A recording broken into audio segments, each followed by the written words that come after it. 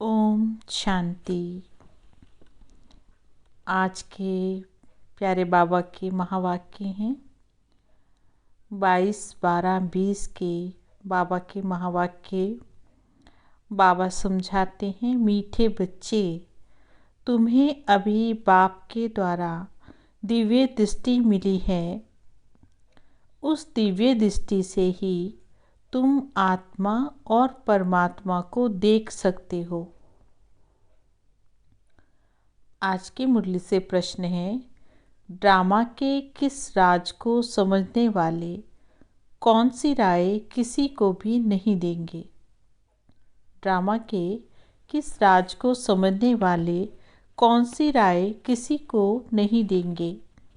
उत्तर है, जो समझते हैं ड्रामा में जो कुछ पास्ट हो गया वे फिर से एक्यूरेट रिपीट होगा। वे कभी किसी को भक्ति छोड़ने की राय नहीं देंगे।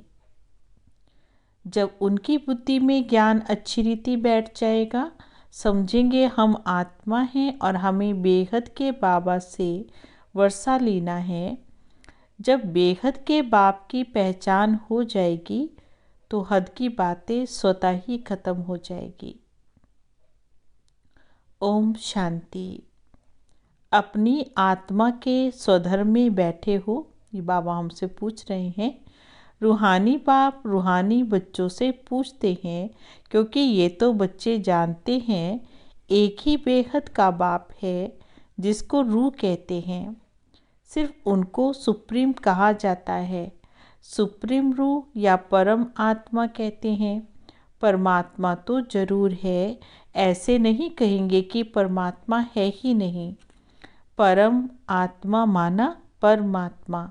ये भी समझाया गया है कि मूझना नहीं चाहिए, क्योंकि 5000 वर्ष पहले भी ये ज्ञान तुमने सुना था।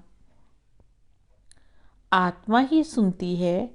आत्मा बहुत छोटी सूक्ष्म है। इतना है जो इन आँखों से देखा ही नहीं जाता। ऐसा कोई मनुष्य नहीं होगा जिसने आत्मा को इन आँखों से देखा होगा। देखने में तो बाबा ने कहा दिव्य देखते हैं तो दिव्य दृष्टि से, सो भी ड्रामा प्लान अनुसार। अच्छा समझो, कोई को आत्मा का साक्षात्कार होता है जैसे और चीज़ देखने में आती है। भक्ति मार्ग में भी कुछ साक्षात्कार होता है तो फिर इन आँखों से ही होता है। वे फिर दिव्य दृष्टि मिलती है जिससे फिर चैतन्य में देखते हैं। आत्मा को ज्ञान चक्षु मिलता है जिससे देख सकते हैं। सो भी ध्यान में भक्ति मार्ग में बहुत भक्ति करते हैं तब साक्षात्कार होता है।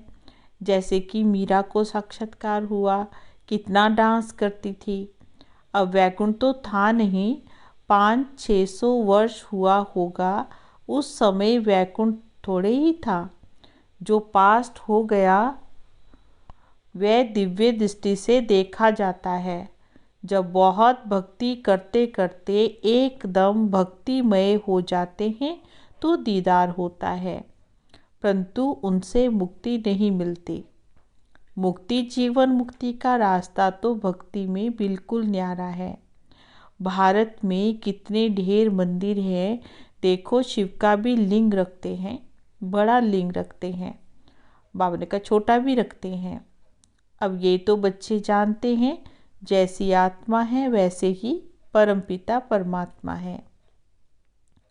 साइज सबका एक ही है, जैसे बाप हैं वैसे ही बच्चे हैं। हम आत्मा एक जैसी हैं, और जैसे हम आत्माओं का रूप बिंदु है, ऐसे ही बाबा का रूप भी वैसा ही है। आत्माएं सब भाई भाई हैं। आत्माएं इस शरीर में आती हैं पाठ बजाने। ये भी सब समझने की बातें हैं, ये कोई भक्ति मार्ग की दंत कथाएं हैं नहीं। ज्ञान मार्ग की बातें सिर्फ एक बाबा समझाते हैं। पहले पहले समझाने वाला बेहद का बाप निराकार ही है।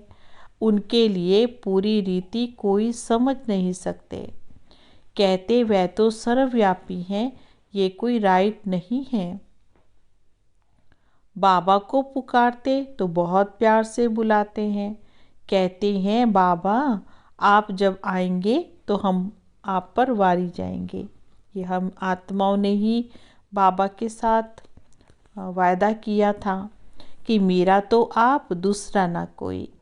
तो ज़रूर उनको याद करना पड़े ना। वे खुद भी कहते हैं हे बच्चों, आत्माओं से ही बात करते हैं। इसको रूहानी नॉलेज कहा जाता है। गाया भी जाता है, आत्मा और परमात्मा अलग रहे बहुकाल, सुंदर मेला कर दिया जब सतगुरु मिले दलाल। ये भी हिसाब बताया है। बहुत काल से तुम आत्माएं अलग रहती हो, जो ही फिर इस समय बाप के पास आई हो, फिर से अपना राजयोग सीखती हैं। ये टीचर सर्वेंट हैं। टीचर हमेशा ओबीडिएंट सर्वेंट होते हैं। बाबा भी कहते हम तो सब बच्चों का सर्वेंट हूँ। तुम कितना हुज्जत से बाबा को बुलाते हैं, हे पतित पावन आकर हमको पावन बनाओ। सब भक्तियाँ हैं। कहते हैं हे भगवान आओ, हमको फिर से पावन बनाओ। और पावन दुनिया स्वर्ग को, पति दुनिया फिर नरक को कहते हैं। ये सब समझने की बातें हैं। ये कॉलेज अथवा गॉड फादरली वर्ल्ड यूनिवर्सिटी है। इसकी एम ऑब्जेक्ट है मनुष्य से देवता बनना। बच्चे निश्चय भी करते हैं हमको ये बनना है। जिसको निश्चय ही नहीं होगा वे स्कूल में बैठेगा क्या। हाँ, बाबा ने कहा जब तक बाबा में निश्चय नहीं है तब तक पढ़ाई भी समझ में नहीं आ सकती है। एम ऑब्जेक्ट तो बुद्धि में है ना। हम बैरिस्टर व डॉक्टर बनेंगे तो पढ़ेंगे ना। बाबा ने कहा जैसे कि स्कूल आदि में जाते हैं तो वहाँ पर एम ऑब्जेक्ट क्लियर होता है, और यदि निश्चय ही नहीं होता तो आएंगे ही नहीं। तुमको ये निश्चय है हम मनुष्य से देवता बनेंगे, नर से नारायण बनेंगे। ये सच्ची सच्ची सत्य नारायण बनने की कथा है। वास्तव में ये पढ़ाई है, परंतु इनको कथा क्यों कहते हैं? क्योंकि 5000 वर्ष पहले भी सुनी थी, पास्ट हो गई। पास्ट को बाबा ने कहा जो बीत गया उसको फिर वो कथा बन जाती है। ये है नर से नारायण बनने की शिक्षा। बच्चे दिल से समझते हैं नई दुनिया में देवताएं, पुरानी दुनिया में मनुष्य रहते हैं। देवताओं में जो गुण है वे मनुष्यों में नहीं है, इसलिए उनको देवता कहा जाता है। मनुष्य देवताओं के आगे नमन करते, कहते हैं आप सर्वगुण संपन्न, फिर अपने को कहते हम पापी नीच हैं।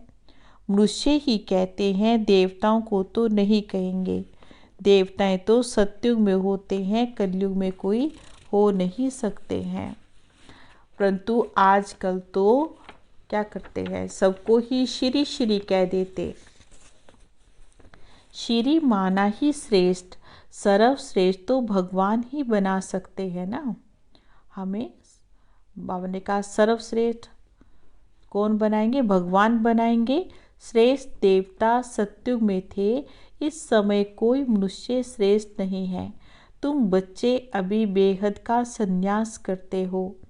तुम जानते हो ये पुरानी दुनिया खत्म होने वाली है, इसलिए इन सब से वैराग्य है। वह तो हठ योगी सन्यासी क्या करते? घर बार छोड़कर निकल जाते, फिर आकर महलों में बैठते हैं, नहीं तो कुटिया पर तो कोई खर्चा ही नहीं लगता। एकांत के लिए तो कुटिया में बैठना होता है, ना कि महलों में। बाबा की भी कुटिया बनी हुई है ना, कुटिया में सारे सुख हैं। अभी तुम बच्चों को पुरुषार्थ कर मनुष्य से देवता बनना है। तुम जानते हो ड्रामा में जो पास्ट हो गया वे फिर से एक्यूरेट रिपीट होगा। इसलिए किसी को भी ऐसी राय नहीं देनी चाहिए कि भक्ति छोड़ो। आज बाबा ये बात क्लियर कर रहे हैं कि किसी को भी भक्ति छोड़ने के लिए नहीं कहना है, क्योंकि जिसकी जिसमें आस्था है वो जब बाबा ने कहा ज्ञान की परफेक्शन आ जाती है, सब समझ में आ जाता है, तो अपने आप ही धीरे धीरे छूटता जाता है, क्योंकि प्राप्ति अधिक हो जाती है। जब ज्ञान बुद्धि में आ जाएगा तो सब समझेंगे हम आत्मा हैं। हमको अब तो बेहद के बाप से वर्षा लेना है। बेहद के बाप की जब पहचान होती है तो हद की सब बातें खत्म हो जाती है। बाबा कहते गृहस्थ व्यवहार में रहते सिर्फ बुद्धि का योग बाबा से लगाना है। शरीर निर्वाह के लिए कर्म भी करना है। जैसे भक्ति में कोई कोई बहुत नौदा भक्ति करते हैं, नियम से रोज जाकर दर्शन करेंगे। देहधारियों के पास जाना ये सब जिस्मानी यात्रा है। भक्ति मार्ग में तो कितने धक्के खाने पड़ते हैं, यहाँ तो कुछ भी धक्का नहीं खाना है। आते हैं तो समझाने के लिए बिठाया जाता है, बाकी याद के लिए कोई एक जगह बैठ नहीं जाना है। भक्ति मार्ग में कोई कृष्ण का भक्त होता है तो ऐसे नहीं कि चलते फिरते कृष्ण को याद नहीं कर सकते। इसलिए जो पढ़े लिखे मनुष्य होते हैं कहते हैं कृष्ण का चित्र घर में रखा है, फिर तुम्हें मंदिरों में जाने की क्या आवश्यकता है। कृष्ण के चित्रों की पूजा तुम कहीं भी कर सकते हो। अच्छा चित्र ना रखो, याद करते रहो। एक बार जो चीज़ देखी होगी फिर वह याद रहती है। तुमको भी बाबा यही कहते हैं। शिव बाबा को तुम घर बैठे याद नहीं कर सकते हो क्या? ये तो नई बात है। शिव बाबा को कोई जानते नहीं, नाम रूप देश काल को जानते ही नहीं, कह देते सर्वव्यापी है। आत्मा को परमात्मा तो नहीं कहते ना। आत्मा को बाप की याद आती, परंतु बाप को जानते ही नहीं हैं। फिर समझाना पड़ता है। 7 रोज 7 डेज का कोर्स देंगे, फिर समझाना समझ में फिर आ जाता है। फिर रेजकारी पॉइंट्स भी समझाई जाती है। बाबा ज्ञान का सागर है। कितने समय से सुनते आए हो, क्योंकि ये नॉलेज है। समझते हो हम मनुष्य से देवता बनने की नॉलेज मिलती है। बाबा कहते तुमको नई नई गुह्य बातें सुनाते हैं। मुरली तुमको नहीं मिलती है तो कितना चिल्लाते हो। बाप कहते तुम बाप को तो याद करो, मुरली पढ़ते हो फिर भी भूल जाते हो। पहले पहले तो ये याद करना है मैं आत्मा हूँ, इतनी छोटी बिंदी हूँ। आत्मा को भी जानना है। कहते हैं इनकी आत्मा निकलकर दूसरे में प्रवेश किया।